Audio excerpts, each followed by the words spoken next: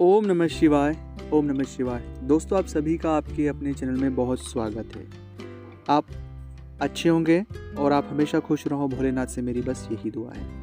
अगर अपनी कुंडली का एनालिसिस आप हमसे करवाना चाहते हैं, स्क्रीन के ऊपर नंबर चल रहे हैं, व्हाट्सएप पर अपॉइंटमेंट लेकर बात कर सकते हैं। उसका फीस लागू है। दोस्तों, रावण ने कुछ रहस्य बताए हैं, इन रहस्यों को आपको समझना चाहिए, क्योंकि ये रहस्य आपके जीवन में आपको बहुत हद तक फ़ायदा पहुंचा सकते हैं। और ग्रहों को समझने के लिए, अपनी कुंडली को समझने के लिए आप कई सारी चीज़ों को स्वतः ही अच्छे से कर सकते हैं।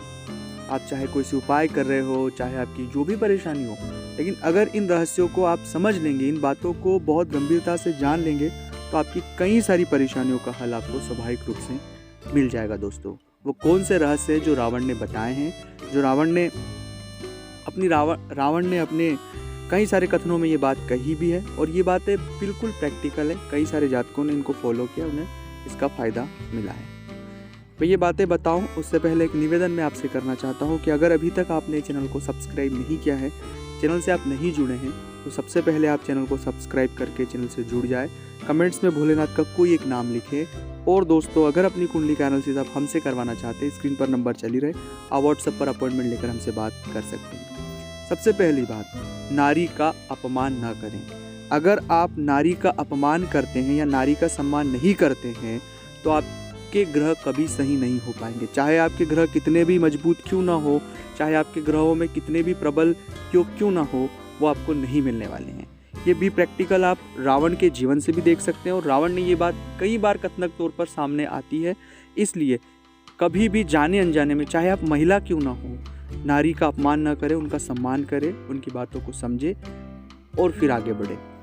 दूसरी बात है जो रावण ने इस विषय को लेकर कही है कि अपने गुप्त रहस्य, अपनी गुप्त बात, चाहे हम खुश हों, चाहे हम कितने भी अच्छे माहौल में हो, गुप्त रहस्य कभी किसी के साथ शेयर नहीं करना चाहिए।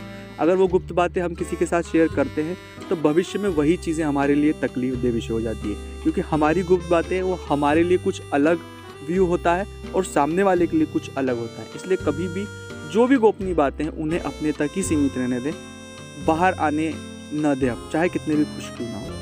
तीसरी और मुख्य बात है कि आप चीज़ों को सुने, क्योंकि सुनने से ही आपके शुक्र आपको बहुत हद तक पॉजिटिव, और गुरु, दोनों ग्रह आपको बहुत हद तक पॉजिटिव रिस्पॉन्स दे सकते हैं, सिर्फ एक गहराई से सुनने के लिए।